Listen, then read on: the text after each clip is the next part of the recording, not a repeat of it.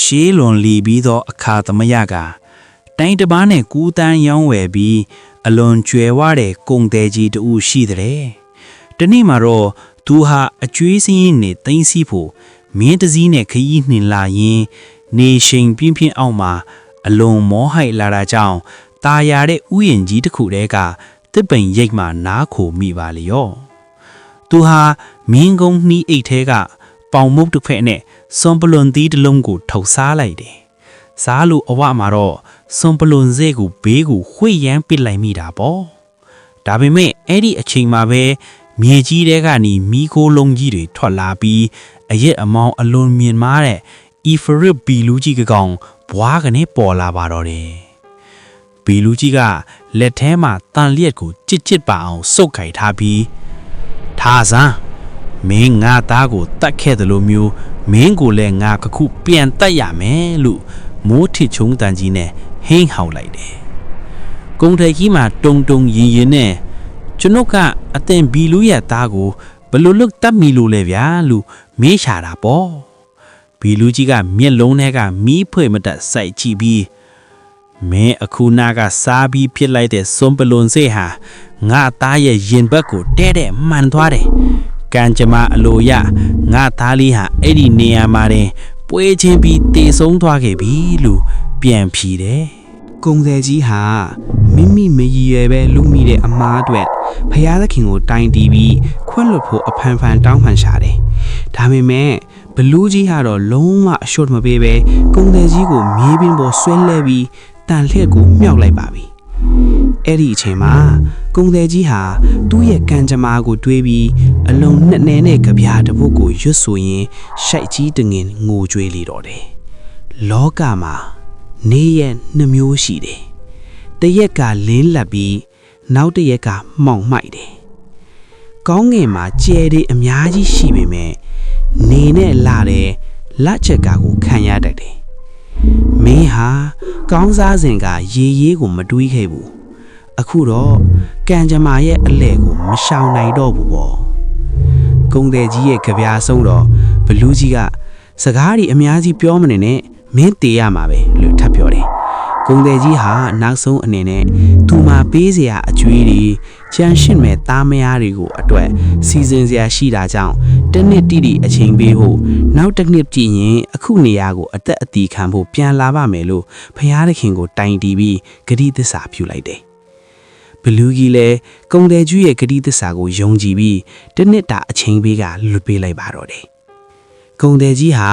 အိမ်ပြန်ရောက်တဲ့အခါအဖြစ်အပျက်အားလုံးကိုပြောပြတော့တမိသားစုလုံးငိုချင်းချကြတာပေါ့။သူဟာတစ်နှစ်ပတ်လုံးအကျွေးတွေဆက်သားသမီးတွေအတွက်အုတ်ထင်းသူခံအပ်ပြီးတာဝန်အားလုံးကိုကြေပွန်အောင်လှုပ်ဆောင်ခဲ့တယ်။နောက်ဆုံးတစ်နှစ်ပြည့်တဲ့နေ့မှာတော့သူဟာသူ့ရဲ့အတုဘဝဝတ်စုံကိုလက်ပြင်အောက်မှာညှောင်လို့မိသားစုကိုနှုတ်ဆက်ပြီးအဲ့ဒီဥယျင်းစီကိုမလွဲမသွေပြန်လာခဲ့တယ်။သူဟာတရားတော်မဲ့ဘေးကိုသွေးပြီးငိုကြွေးနေတော့မှတဲ့သမင်မတကောင်ကိုတန်ကျိုးနဲ့ဆွေးလာတဲ့အဖိုးအိုတူရောက်လာတယ်။အဖိုးအိုကအကြောင်းစုံကိုကြားတဲ့အခါ"အိုးငါကြီးမင်းရဲ့သစ္စာတရားကတော့အံ့ဩစရာပါပဲလား။ဆိုပြီးဘာဆက်ထင်မလဲဆိုတာသိချင်လို့ကုံတဲ့ကြီးနဲ့အတူထိုင်ဆောင်ညီပေးတယ်။မကြာခင်မှာပဲခွေးနဲ့ကြီးနှစ်ကောင်ခေါ်လာတဲ့ဒုတိယအဖိုးအိုတူနဲ့မင်းမတကောင်စီလာတဲ့တတိယအဖိုးအိုတူတို့လည်းရှောက်ရှိလာပြီးအတူတူဝိုင်းဝန်းဆောင်ဆိုင်ပေးကြပါတယ်။ ရုတ်တရက်တဲခန္ဓာထဲကနေတဲခန္ဓာမုံတိုင်းကြီးလိုဖုံမုံတိုင်းကြီးတက်လာပြီးဘီလူးကြီးဟာတန်လျက်ကြီးကိုဝှေ့ရမ်းလို့ပေါ်လာပြန်ပါပြီ။ဒါဆန်းငါနှလုံးသားရဲ့အသက်ဖြစ်တဲ့ငါ့သားကိုတတ်ခဲ့တဲ့အတွက်မင်းကိုငါတတ်ရမယ်။ကုံသေးကြီးရောအဖိုးအို၃ယောက်လုံးပါထိတ်လန့်တကြားငိုကြီးကြတာပေါ့။ဒါပေမဲ့တမင်မကိုခေါ်လာတဲ့ပထမဆုံးအဖိုးအိုကတတ်တိမွေးပြီးဘီလူးကြီးရဲ့လက်ကိုနမ်းလိုက်က"အိုးဂျင်းနီတို့ရဲ့ဘရင်ကြီးခမညာကျွန်ုပ်နဲ့ဒီသမင်မလေးရဲ့ထူးဆန်းအံ့ဩဖွယ်ပုံမြင်ကိုပြောပြပါစေ။အကယ်၍ကျွန်ုပ်ရဲ့ပုံမြင်ဟာဒီကုံတဲ့ကြီးရဲ့အဖြစ်ပြတ်တဲ့ပိုပြီးထူးဆန်းနေမယ်ဆိုရင်ဒီကုံတဲ့ကြီးရဲ့အသက်ကို၃ပုံတစ်ပုံလောက်ချမ်းသာခွင့်ပေးနိုင်မလားခမညာ။ဘီလူးကြီးကလည်းကောင်းပြီမင်းရဲ့ပုံမြင်ကိုပြောပြစမ်းလို့ခွင့်ပြုလိုက်တဲ့အခါမှာတော့မင်းကြီးမြတ်ခမညာပထမအဖိုးအိုဟာတမင်မာလေးရဲ့ဥကောင်းကို အာတာယာပုတ်တလျင်အီဖရစ်ဘီလူကြီးကိုအခုလိုပုံပြင်ပြောပြပါတော့တယ်။အိုးဂျင်းနီတို့ရဲ့အရှင်တည်တော်မူပါလို့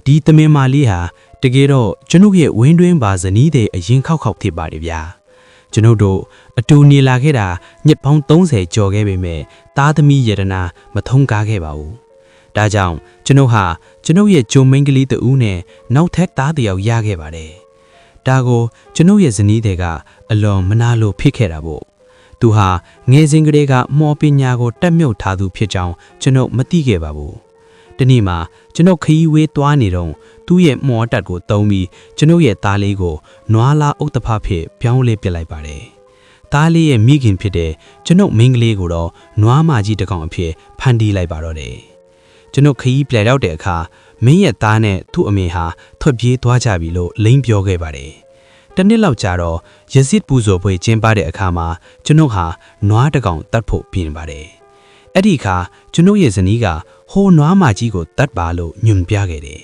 ။အဲ့ဒီနွားမကြီးဟာကျွန်ုပ်ရဲ့ဂျွန်မင်းကလေးသားရဲ့မိခင်ဖြစ်နေတာပေါ့။သူမဟာကျွန်ုပ်နားကိုလာပြီးမျက်ရည်တွေစီးကြလို့ငိုယိုရှာပါတယ်။ကျွန်ုပ်စိတ်မကောင်းပေမဲ့ဇနီးဖြစ်သူကဇွတ်ဒင်းတက်ခိုင်းတာကြောင့်တတ်လိုက်ရပါတယ်။ဒါပေမဲ့သူမကိုနှွားကြည့်တဲ့အခါမှာတော့အသားဆိုတာမရှိပဲအယိုးနဲ့အရေခွင်ပဲတွေ့ရပါတော့တယ်။နောက်ထပ်ကျွန်ုပ်ကနွားလာဥတ္တဖလေးကိုတတ်ဖို့ပြင်တဲ့အခါ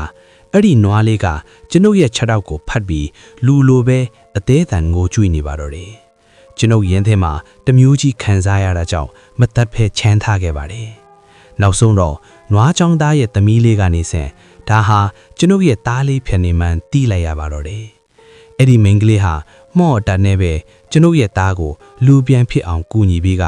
အယုတ်တမလုပ်ခဲ့တဲ့ကျွန်ုပ်ရဲ့ဇနီးတွေကိုတော့အခုမြင်ရတယ်လို့တမင်မအဖြစ်ပြောင်းလဲပြလိုက်ပါတော့တယ်ဗျာအဖိုးအိုရဲ့ထူးဆန်းလာတဲ့ပုံပြင်ကိုကြားတဲ့အခါဘီလူကြီးဟာအန်အောမင်ထတ်သွားပြီး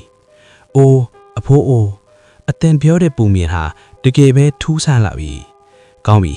ငါဂတိပေးထားတဲ့အတိုင်းဒီကုန်းတဲ့ရဲ့အသက်ကို3ပုံတပုံချမ်းသာခွင့်ပေးလိုက်ပြီလို့ဟိန်းဟောင်ဖော်ဆိုလိုက်ပါတယ်ဒါကူမင်းနဲ့ဒုတိယအဖိုးအိုခွေးနဲ့နှကောင်းတဲ့အဖိုးအိုကလည်းရှေ့ကိုတိုးလာပြီအရှင်ဘီလူကြီးခမညာကျွန်ုပ်မှလည်းဒီခွေးနဲ့နှကောင်းနဲ့ပတ်သက်တဲ့ပိုပြီးထူးဆန်းတဲ့ပုံမြင်ရှိပါသေးတယ်အကယ်၍ကျွန်ုပ်ပုံမြင်ကပိုပြီးထူးဆန်းနေမယ်ဆိုရင်နောက်ထပ်3ပုံတစ်ပုံကိုချမ်းသာခွင့်ပေးနိုင်မလားခင်ဗျာဒီခွေးနဲ့နှကောင်းဟာ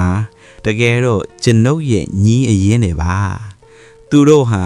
ကျွန်ုပ်ရဲ့ကြီးစုကိုမထောက်ဖဲကျွန်ုပ်နဲ့ဇနီးဒီကိုပင်လယ်ထဲတွန်းချပြီးတတ်ဖို့ကြိုးစားခဲ့ကြတယ်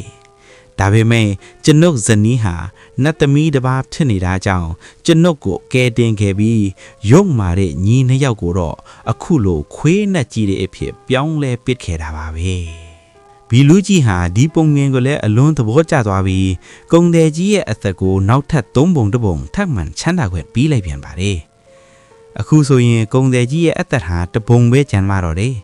အဲ့ဒီအချိန်မှာမြဲမလီကိုစီးလာတဲ့တတိယအဖိုးကအခွင့်အရေးကိုအာယူပြီးအရှင်ဘီလူကြီးကျွန်ုပ်ရဲ့ဒီမြဲမလီအကြောင်းပုံပင်ဟာအရွှေကပုံပင်တွေထက်ပိုထူးဆန်းနေရင်တော့ဒီကုံတယ်ကြီးရဲ့အပြစ်အားလုံးကိုခွတ်လွတ်ပေးပါတော့လို့တောင်းဆိုပြီးသူ့ရဲ့ဇလန်းကိုပြောပြပါတယ်ဒီမြဲမလီဟာကျွန်ုပ်အပေါ်ဖောက်ပြန်ပြီးကျွန်ုပ်ကိုခွေးတကောင်ဖြစ်အောင်ကျင့်စာတိုက်ခဲ့တဲ့ဇနီးတွေပဲဖြစ်ပါတယ်ကျွန်ုပ်ဟာခွေးဘဝနဲ့ဒုက္ခရောက်နေတော့မှော်တက်တဲ့မိန်းကလေးတူကကူညီလို့လူပြန်ဖြစ်ခဲ့ရပါတယ်အဲ့ဒီနောက်မှာတော့ကျွန်ုပ်ကသူမကိုဒီမြဲမလေးအဖြစ်ပြန်ပြီးကျင့်စာတိုက်လိုက်တာပါပဲဗျာဘီလူကြီးဟာအဖိုးအို3ဦးစလုံးရဲ့အထူးဆန်းအံ့ဩဖွယ်ပုံပင်တွေကိုနားထောင်ပြီးတဲ့နောက်မှာတော့အလွန်ကျေနပ်သွားပါတယ်သူဟာဂတိတီးတဲ့အတိုင်းကောင်းပြီအတင်းတို့ရဲ့ပုံပင်တွေဟာတကယ်ပဲအံ့ဩဖို့ကောင်းလာတယ်ငါဟာဂတိပေးထားတဲ့အတိုင်းဒီကုံတယ်ကြီးကိုအကျွမ်းမဲ့ခွင့်လွတ်ပေးလိုက်ပြီလို့ဟင်းဟောက်ပြောဆိုပြီးမိကိုလုံးကြီးတွေနဲ့အတူပျောက်ကွယ်သွားပါတော့တယ်ကုံတယ်ကြီးဟာဝမ်းသာအားရနဲ့အဖိုးအို3ဦးကိုကြီးစုတစားဆိုပြီးမိမိအိမ်ကိုပြန်ကားသားမယားတွေနဲ့အတူအေးချမ်းပျော်ရွှင်စွာနေထိုင်သွားပါတော့တယ်